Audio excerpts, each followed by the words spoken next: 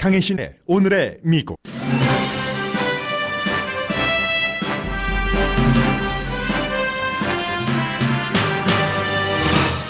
하노이 북미 정상회담에서 이루어져야 할 결과와 예상 결과에 대한 분석이 미국 탑뉴스입니다. 미국이 CVID 요구에서 일단 물러난 것은 협상을 위해 좋은 결단이라는 지적과 그렇기 때문에 이번 협상 결과는 아주 작은 스몰 딜이 될 것이라는 지적이 엇갈립니다.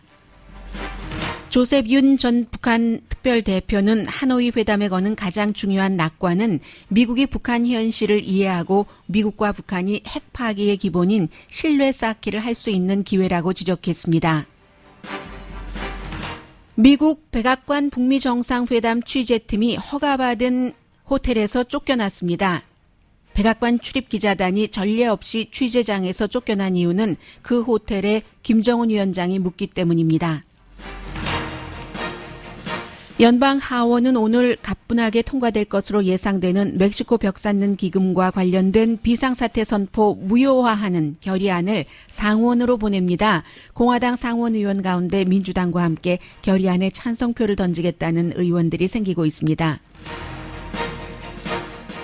미국 안에서는 내일 공개적으로는 처음으로 대통령의 전 개인 변호사가 대통령 비리에 대한 공개 증언을 해서 주목됩니다. 월스트리트저널은 코헨 변호사가 대통령이 공직에 있으면서도 범죄 행위를 한 것, 인종차별, 이해상충 등에 대한 증거를 제시할 것이라고 보도했습니다. 자넷 옐런 전 연방준비제도 의장이 트럼프 대통령이 경제정책이나 거시경제에 대해 이해하지 못하고 아무 말이나 하기 때문에 유사시의 연준 역할에 큰 해를 줄 수 있다고 우려했습니다. 미국으로부터 권력을 포기하라는 압력을 받고 있는 베네수엘라 대통령이 미국 언론과 인터뷰를 했습니다. 마두로 대통령은 트럼프 대통령이 베네수엘라 국민을 위해 지원한다고 거짓말을 하면서 남미의 전쟁을 일으켜 오일을 뺏을 명분을 찾고 있고 부통령은 국제정치에 대해 무식쟁이고 국가안보보좌관은 극단주의자라고 비난했습니다. 유니비전 앵커팀이 질문이 마음에 안 든다는 이유로 베네수엘라 궁전에서 3시간 억류됐었다고 밝혔습니다.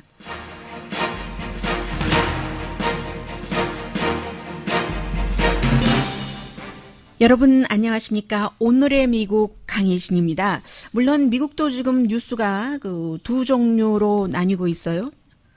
하나는 미국 안에 마이클 코헨 대통령의 전 개인 변호사 하면은 하도 이름을 많이 들어서 좀 안 들었으면 생각하시는 분들도 많이 계실 겁니다. 그런데 오늘, 내일, 모레 사흘 동안 의회에서 증언을 하는데 그 가운데서 뉴스를 통해서 법원에서 이런 증언을 했다는 얘기는 들었지만 코헨의 음성이라던가 그 여러 가지를 직접 공개적으로 듣는 기회는 내일이 처음입니다. 그래서 이제 모든 언론이 주목을 하는데 특히나 트럼프 대통령을 지지하고 있는 또 트럼프 대통령의 친구인 루퍼트 머덕이 소유하고 있는 월스트리트저널이 내일 정말 큰 일이 일어날 수도 있다 하고 보도를 하고 있습니다. 공직에 있으면서 여러 가지 형사법 위반한 그런 사례를 증거로 제시한다 하는 게 월스트리트저널의 보도니까 내일 봐야지 그 여부를 알겠습니다만은 거기에 포커스를 두면서 50%는 똑같이 북한과 미국과의 하노이 정상회담을 보도를 합니다. 이제 트럼프 대통령도 회담장에 도착을 했는데 보통 이제 세계에서 큰 일이 있을 때 딱 이 시점에 언론사에서 하는 일들이 호텔이 어떻고 누가 도착을 해서 어느 정도의 환영을 받고 이런 것들이거든요. 왜냐하면 회담이 이루어지지 않았기 때문에 그래서 중복되는 부분들도 많고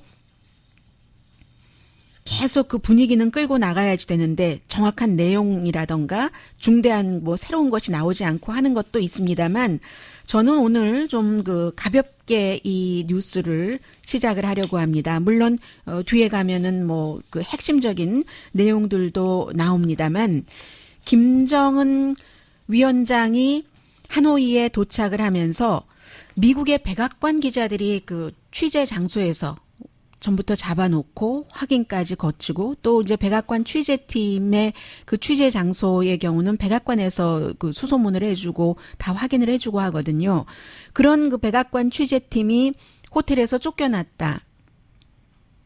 이건 뭐 제가 가볍다고 말씀드렸습니다만은 꼭 가벼운 것만은 아닙니다. 오늘 아침 뭐 이 시간 현재 더 힐이라든가 USA 투데이라든가 MBC 방송은 어제부터 오늘의 미국 끝나고 나서부터 이 내용을 계속 보도를 했는데 그 미국의 그 백악관 취재진들 특히 이제 그 카메라 기자들이 많이 있었어요. 뭐 블룸버그 뉴스 또 MBC의 뭐 피터 알렉산드리아, 블룸버그의 백악관 출입기자 마거렛 탈레브 이런 등등 수십 명이 그곳에서 취재를 하려고 하면은 벌써 몇 주일 전부터 TV 크루들이 다 그 장비를 설치하고 어떤 각도로 해야지 현장감도 보여지고 그리고 또 이제 그 기자들의 그 포지셔닝도 그렇고 다 점검을 했는데 어제 갑자기 쫓겨났다는 겁니다. 그게 베트남의 외무장관이 트윗으로 이 미국의 이 백악관 출입 기자단이 멜리아 호텔에서 이제 그 인터내셔널 뭔가요? 아무튼 프레스 센터로 가야지 된다 하고 트윗을 했고 그리고는 막 그 김정은 위원장의 경호팀이 이 호텔에 도착을 하면서 미국 기자들에게 사진 찍지 말라고 명령을 내리고 그리고 어떤 기자는 셀폰에서 호텔 안 사진을 찍은 건데도요. 그런 그 휴대폰을 뺏기고 다 사진을 지우라고 해서 지웠어야지만 됐다. 이런 내용입니다.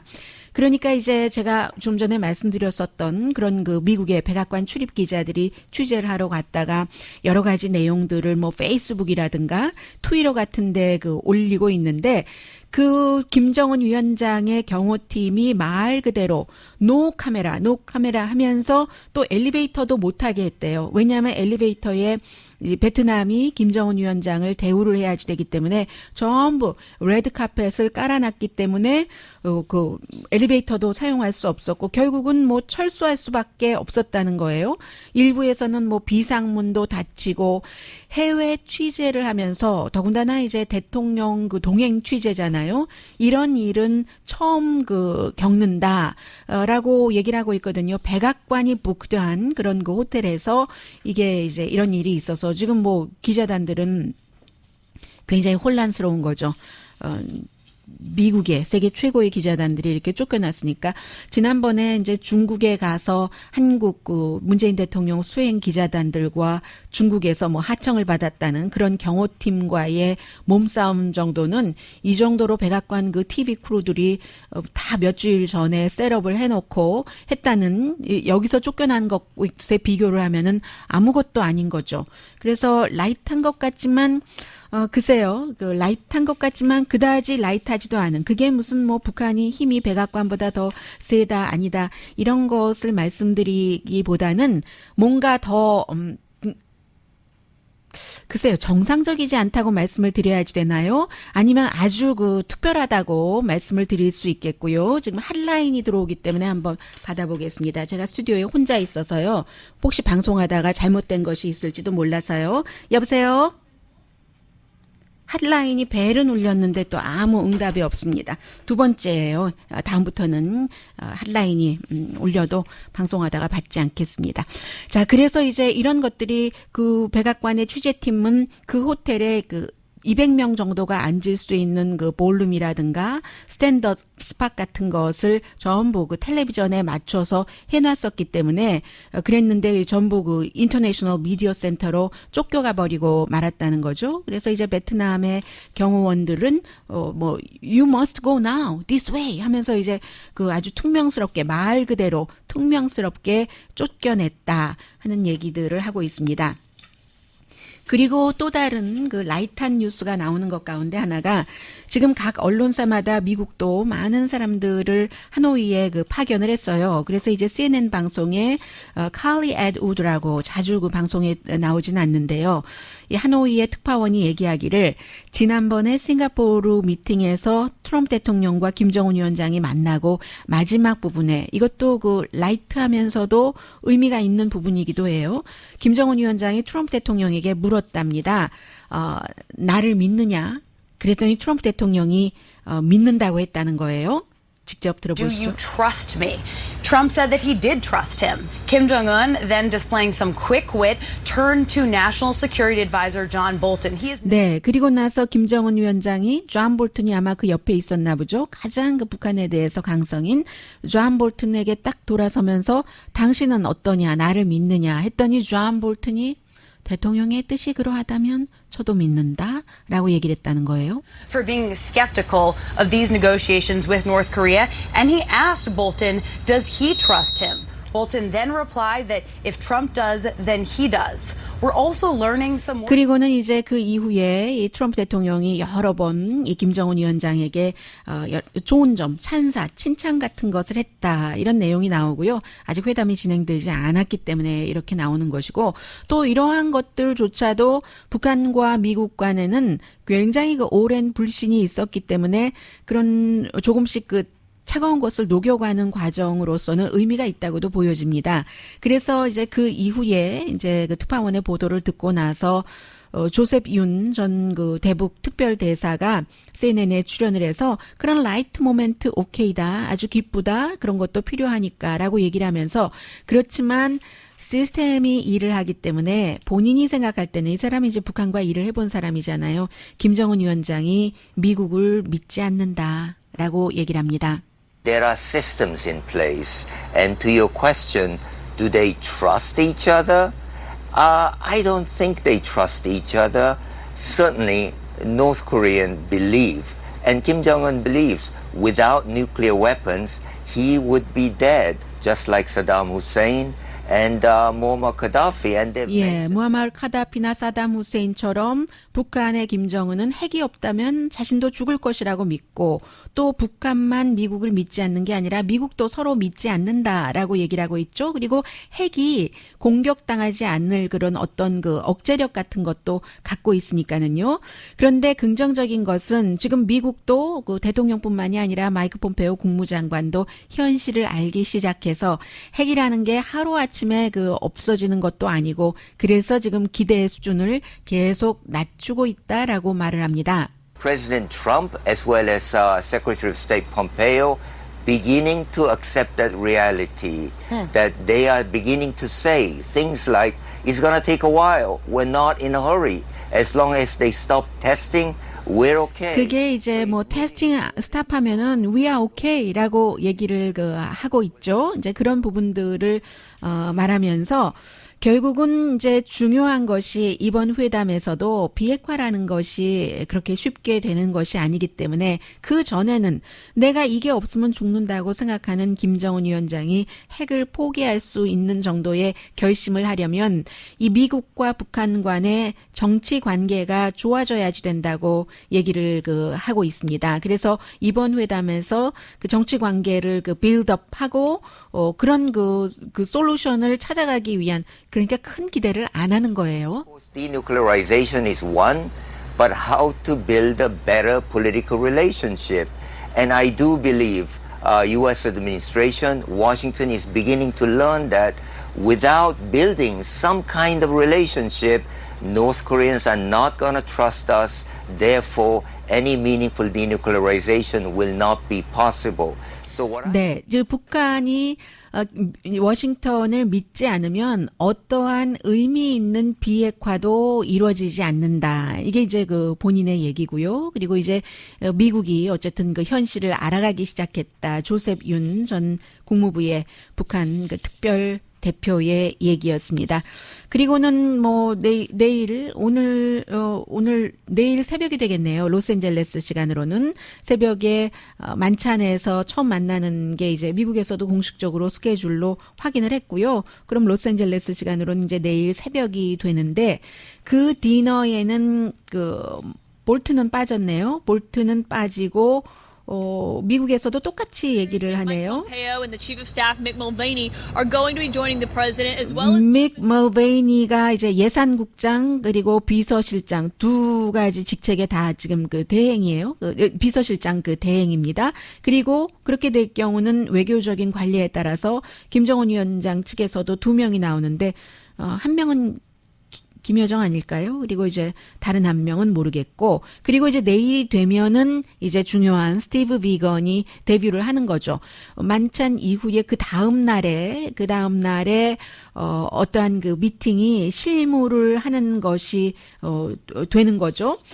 이 상태에서 전에 미국의 그 국무부의 대변인을 했던 그 안보 전문가 존 컬비 씨는 미국이 이제 CVID 뭐 완전하고 검증 가능하고 되돌이킬 수 없는 이러한 그 비핵화를 포기한 것으로 그 보고 있습니다. does seem like that demand for, complete irreversible 이제 앵커가 물어보니까 하는 이제 답변이에요. has shifted. Is that a good thing? 그게 좋은 일이냐? That it is, but I think what they're trying to do is find a little breathing space to keep the North Koreans at the table and willing to talk. And so there's a certain logic to it. 네, 물론 장기적으로는 뭐 1년 안에 하겠다고 했었던 뭐 완전하고 검증 가능하고 돌이킬 수 없는 그 CVID 이것을 그 지금 쉬프트해서 포기한 것으로 보이는 게 장기적으로는 좋지는 않지만 그러나 일단 좀 숨을 쉬어야지 되지 않겠는가. 협상이라는 것이 뭔가가 돼야지 이어지는 것이지 너무 빡빡하게 굴면은 안 되기 때문에 그런 면에서는 긍정적이라고 했고요. 그리고는 북한이 가장 중요하게 원하는 게 지금 경제 제재잖아요.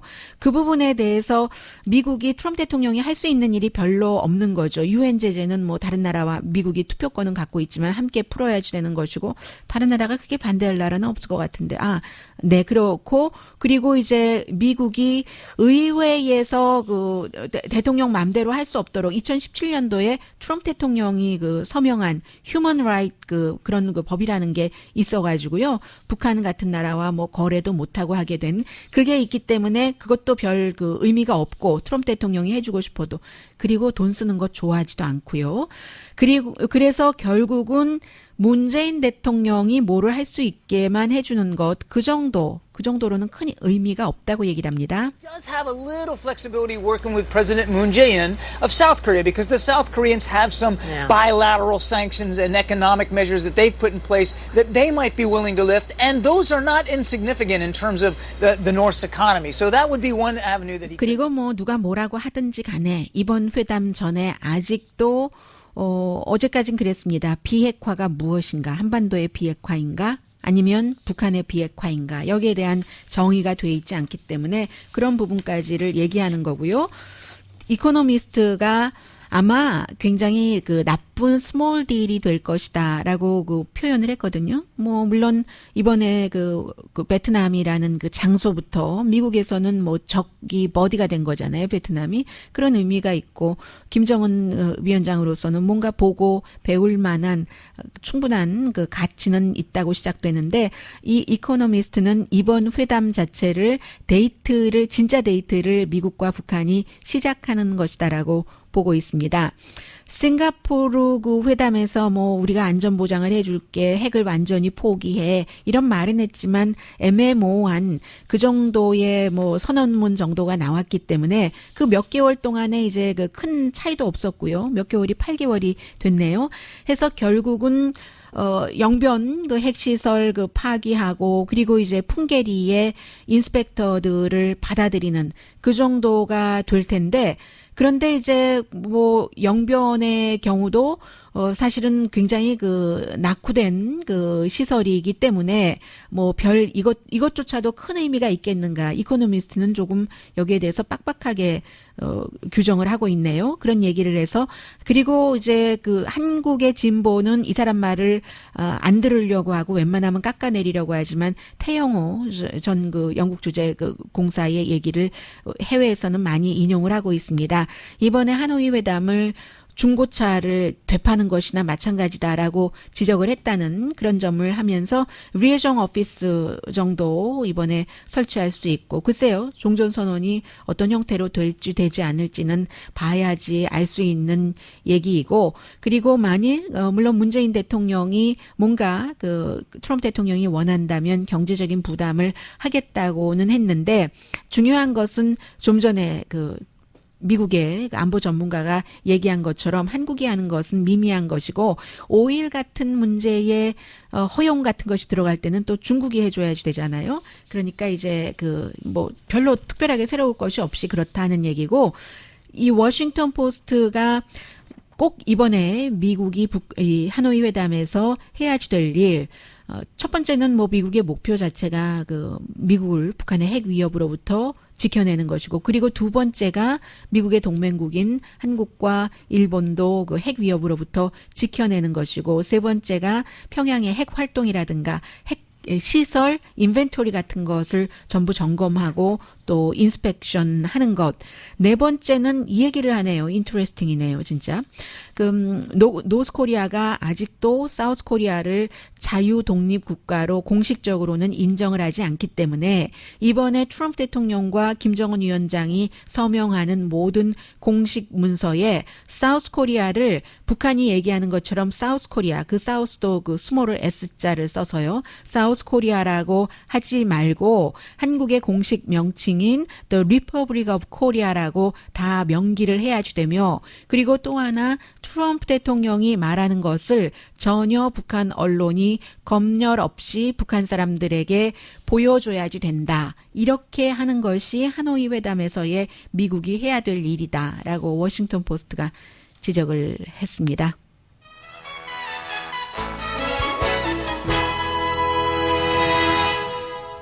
북한 주민에게 트럼프 대통령 말을 그대로 들려주기 전에 트럼프 대통령을 평소에 늘 취재하는 백악관 출입기자단의 셋업된 취재장을 먼저 없애버렸습니다.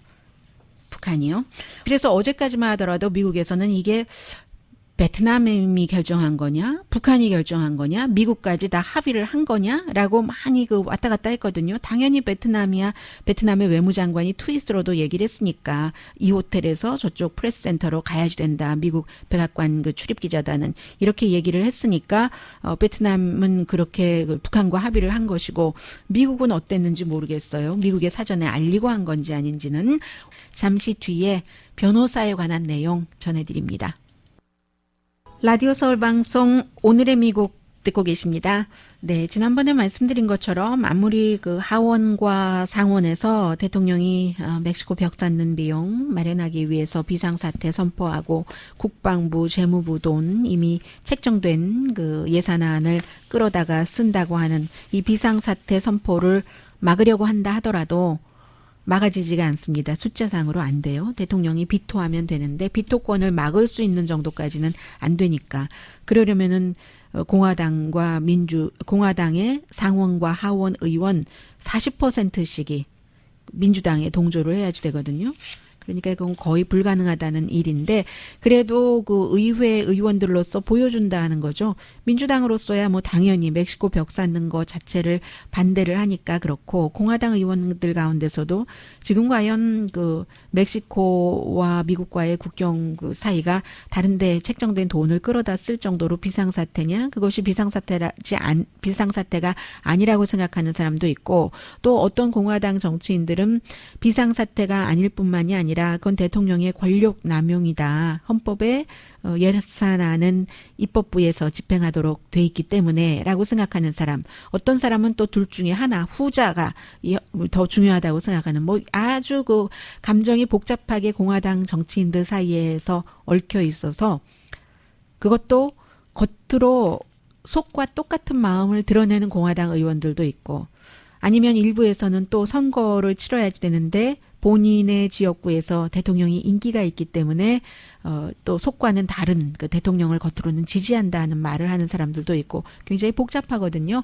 일일이 535명의 의원들 마음을 다 말씀드릴 수는 없고 파악하기도 불가능하고요. 하원에서는 가뿐하게 이 결의안이 비상사태 선포는 무효다 하는 것이 통과가 될 겁니다. 그리고 상원에 보내지면은 상원에서 18일 안에 이것을 투표를 해야지 되거든요. 그런데 오늘 공화당이고 지역구가 노스캐롤라이나인 상원의원 탐 티일즈 의원이 워싱턴 포스트의 어피니언란에 글을 보냈어요. 자신도 이 결의안, 이건 비상사태 선포를 거부하는 거죠. 그 거부안에 민주당과 함께 투표를 하겠다라고 했고 그 밖에도 그 리사 머콜스키요. 예, 알래스카가 지역구인 또 다른 수잔 콜린스 메인이 지역구인 이 두 명의 여성 의원들이 공화당에서는 좀 온건하고 때로는 민주당과 같이 표를 찍을 때가 있잖아요. 그리고 이제 뭐 그러면 한 명 정도만 더 있으면은 뭐 상원에서도 일단 패스는 하는 거네요. 과반이니까 대통령이 비토를 하기 때문에 그렇지. 대통령이 어제도 트윗에서 이 하노이로 떠나기 전에 지금 도착했습니다. 트럼프 대통령도 공화당은 내 주변에서 뭉쳐야지 된다. 이렇게 얘기를 했는데 그렇지 않는 이탈자들이 지금 나오고 있는 것이고요.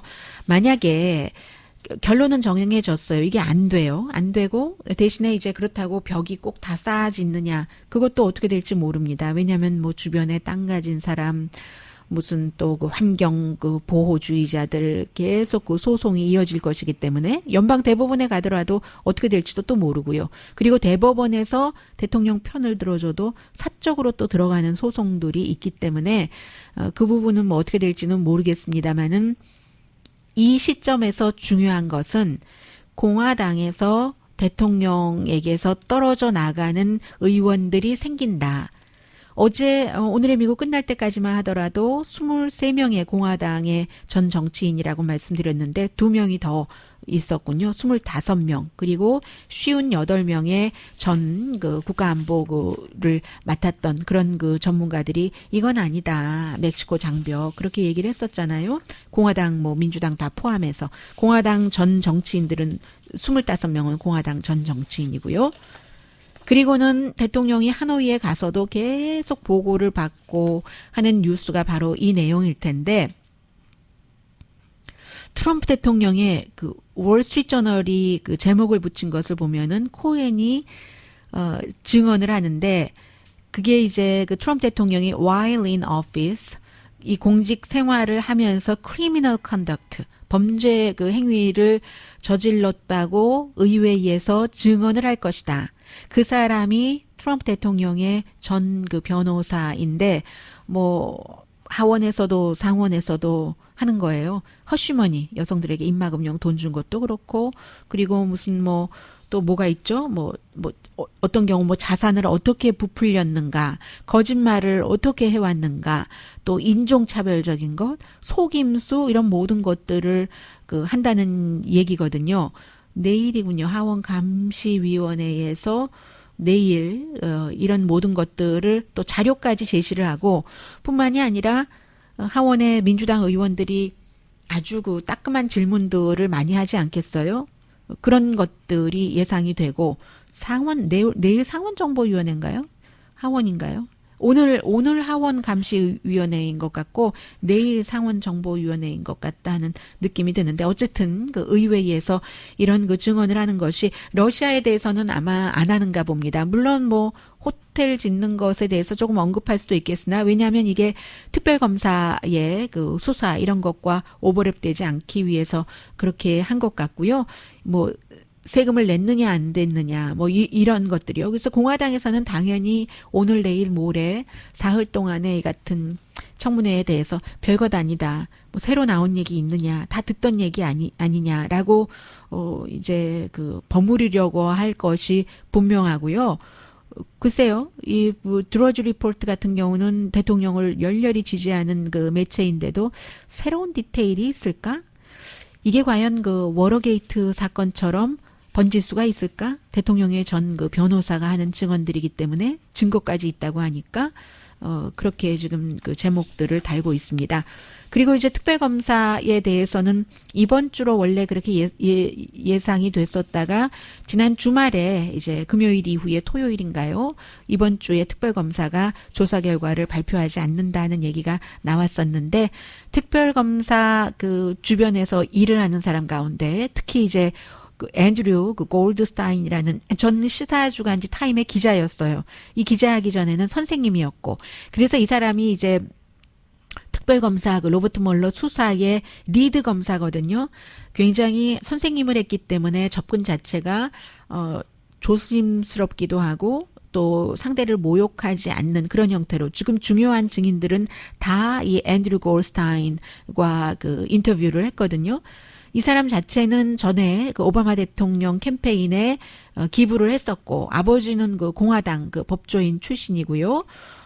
한참 이제 일하다가 뭐 예를 들어 맨하탄에서 뭐 지방 그 검사실에서 일하다가 이 사람이 2005년도에 그 예일 법대에 들어가고 그 뒤부터 이제 그렇게 법을 그 공부를 했었던 거거든요. 법을 공부하고 맨하탄의 그 지방 법원에서 특히 일할 때 부정부패에 대해서 거기에 대해서 이제 포커스를 둔 사람인데 로버트 멀러 특별검사 그 이외에는 가장 그 주목받는 사람이 이 사람이고 실질적인 업무의 그 총책임자이기 때문에 사람들이 그 주목을 그 하고 있습니다. 그래서 이제 이런 저런 일들이 미국에서 지금 그 대통령 주변에서 굉장히 많이 주목되는 내용이에요. 그래서 모든 뉴스들이 이 두 가지 뉴스를 왔다 갔다 하고 팍스를 제외하고요. 팍스는 이 코헨의 이 증언에 대해서 가능하면 좀 그 다운플레이라고 표현할 수 있을까요? 그렇게 하려고 별것 아니야, 별건 아니거든. 뭐 이런 식으로 하고 그 밖에 그 매체들은 오히려 하노이 회담보다는 아직까지는 이 내용을 훨씬 많이 부각시키고 있습니다.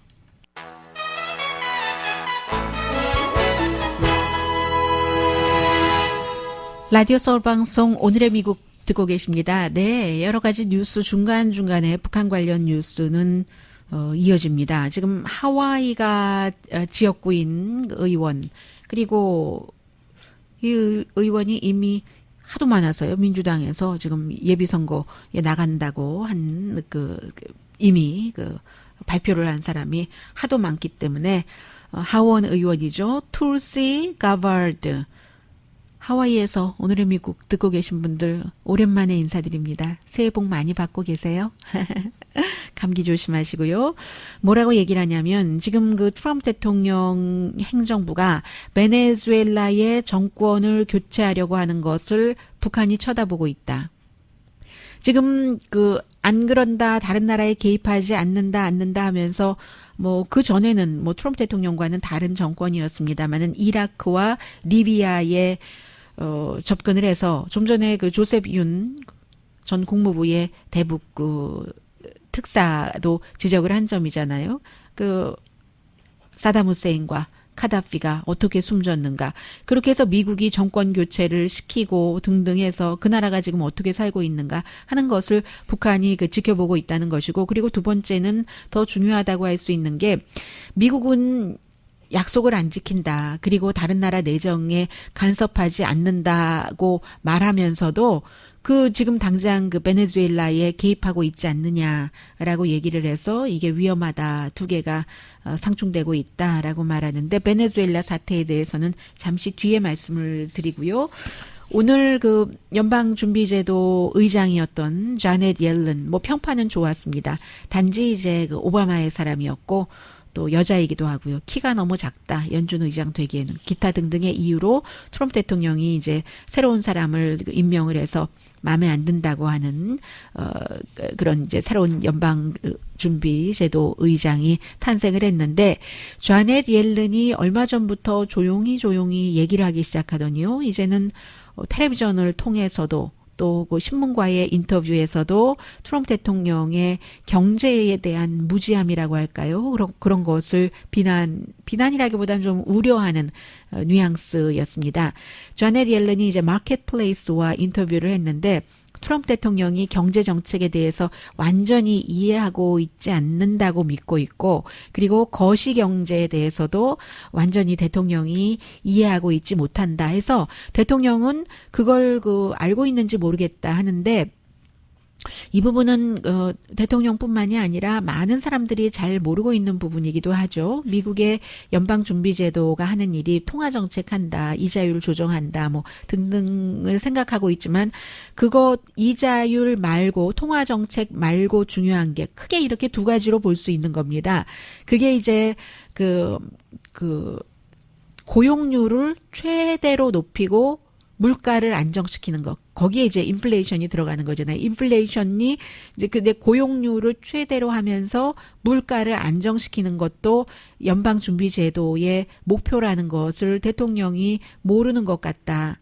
그리고 대통령이 무역에 대해서 얘기할 때는 정말로 그 연방준비제도의 영향이라든가 전반적인 미국 경제에 미치는 그런 것들에 대해서 이해를 못하는 것 같은데 거시경제에 대해서 또 물어봤어요. 마켓플레이스에서. 그 거시경제 정책에 대해서는요 하니까 No, I do not. 그 대통령이 이해하고 있지 않다고 생각을 한다는 거예요. 지금은 이제 브루킹스 인스티튜션에서 연구를 하고 있는데 그렇게 될 경우는 무슨 문제가 생기냐면 지금 트럼프 대통령이 제레미 파웰 본인이 지명한 그런 연방준비제도 의장도 이자율을 좀 올렸었다고 뭐 믿지 못한다고 하고 경제 다 좋은데 연준 때문에 경제가 나쁘다. 뭐 이렇게 얘기도 하고 그것 말고 또 하나 있었는데 뭐였죠? 그 국정연설에서 했었던 것이요. 네, 너무 좋은데 멕시코 벽이라고 했던가요? 뭐 얘기했었잖아요. 아무튼. 그런데 대통령이 그렇게 연준 의장도 비난을 하고 연준 자체가 그 미국 경제의 뭐 위협이다라고 얘기를 할 때는 정말로 중요한 일이 있을 때 연준이 뭔가 일을 해야지 될 일이 생기죠. 뭐 2008년도, 2009년도에 버블 사태 일어나고 서프라임 융자 등으로 인해서 증권 시장부터 월스트리트에서 메인스트리트까지 도미노로 쫙 무너지고 할 때 연준이 계속 이자율을 0%로 몇 년 동안 유지해오고 그 사이에 경제가 살아나고 미국과 세계가 이런 역할을 해야지 되는데 그때는 연준을 믿었으니까 이런 것들이 가능한 것인데 지금은 연준 의장도 연준도 대통령이 믿지 못한다고 하고 그러면 대통령이 경제, 거시경제 뭐 여러 가지를 이해를 하느냐 그런 것 같지도 않고 해서 위험하다는 얘기를 계속 하고 있습니다. 그렇다고 뭐 경제가 꼭 대통령이 경제 정책을 잘 알거나 이해도가 높다고 잘 되는 것도 아니에요. 많은 부분 또 운하고도 섞이기도 하는데요. 또 하나는 테슬라 주식이 어제에 이어서 오늘도 많이 내려가네요. 어제 말씀 안 드렸었는데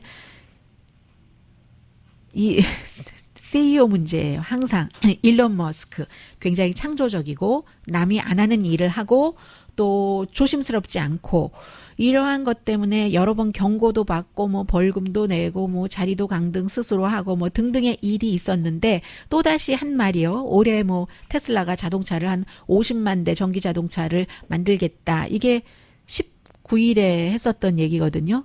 딱 그 일주일 전이네요. 그 얘기 때문에 지금 그 증권거래위원회에서 왜 그 확인하고 허락받아야지 될 그럴 기구에서 확인과 허락 없이 이런 일을 했는가 하면서 판사에게 그 일론 머스크가 이제 그 이런 그 트윗을 하지 못하도록 해달라 뭐 이런 비슷한 그 요청도 했어요. 아무튼 좀 불안정한 그 일론 머스크 때문에 테슬라의 주식값이 내려가고 있다. 왜냐하면 이 정도가 되면은 증권거래위원회에서 보기에는 굉장히 많은 그 테슬라와 관계된 물론 직원부터 투자가부터 또 소비자에 이르기까지 한 2,400만 명 정도의 정확하지 않은 그런 그 정보와 정확하지 않으니까 사실이라고 말씀드릴 수도 없고요. 정확하지 않은 것을 트위터를 통해서 그저 날려보내는 이런 것은 주의를 해야지 된다 하는 경고받은 뒤에 이제 이렇게 테슬라 주식이 몇 % 내려갔나요? 지금 점검은 못 하겠는데요. 어제도 한 뭐 5% 내려갔고 오늘 아침에 제가 그 방송에 들어오기 전까지는 거의 한 3% 정도는 내려갔었거든요. 잠시 뒤에 베네수엘라 대통령이 미국 기자와 인터뷰에서 한 얘기 좀 전해드립니다.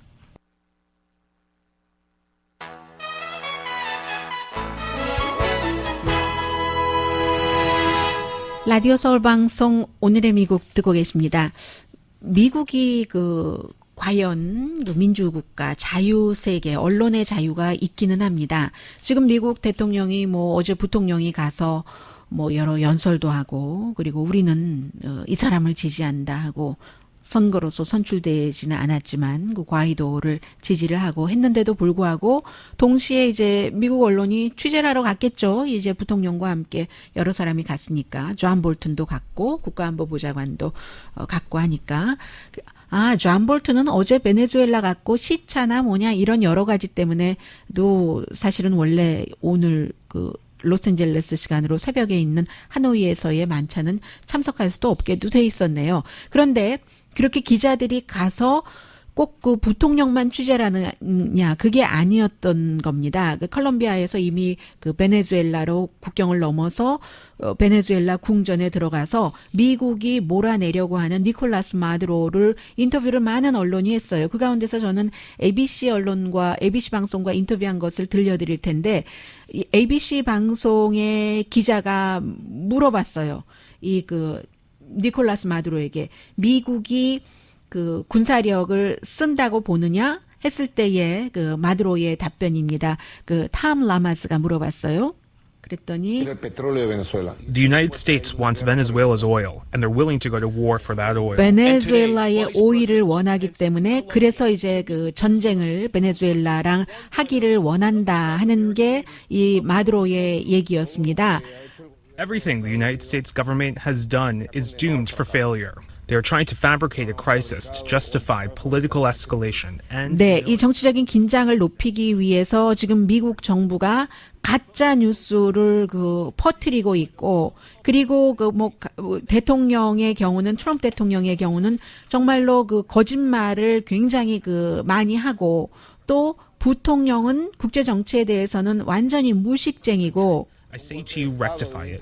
You will always have someone in me that is prepared. 네, KKK단 가브먼트라고 도널드 트럼프 대통령의 정부를 KKK단 가브먼트가 베네수엘라의 그 오일만 원한다. 그러면서 그 베네수엘라는 굉장히 그 평화주의적이고 그런 국가인데 이런 국가에 결국은 그 트럼프가 무력을 써서 오일을 빼앗아 가려고 한다라고 얘기를 했고요. 그리고는 이제 그 존 볼튼 국가안보보좌관의 경우도 완전한 극단주의다. 완전히 또 그 마이크 폼페오 국무장관도 이 얘기는 꼭 적절하진 않네요. 마이크 폼페오 국무장관이 CIA 국장을 했어야 얼마나 했습니까? 1년 정도밖에 안 했는데 마이크 폼페오 국무장관도 과거 냉전 시대의 오래된 그 정보 사기에 완전히 푹 젖어 빠진 CIA 에이전트 출신이다. 뭐 이런 얘기를 했는데 제가 말씀드리고 싶은 것은 그리고 베네수엘라의 미국 특사 엘리어트 에브람 이 사람은 의회 증언 때 태도의 문제는 상당했어요. 이 사람도 거짓말장이다. 뭐 이란 콘트라 사건에도 뭐 개입이 돼 있었고요. 그런 얘기를 하는데 말씀드리고 싶은 것은 미국의 언론이 미국의 정부의 정책과 전혀 그 반대되는 발언을 하는 베네수엘라의 마두로 대통령의 말을 이렇게 내보내는데 아무런 문제가 없는 거예요. 미국에선. 오늘과 내일은 하노이로 모든 눈이 집중되기 때문에 저희 라디오 서울 방송이 뭐 최선을 다해서 그 보도 준비를 하고 있으니까 여러분들 함께 이 역사적인 그런 때에 함께 해주시기 바랍니다. 강혜신이었습니다.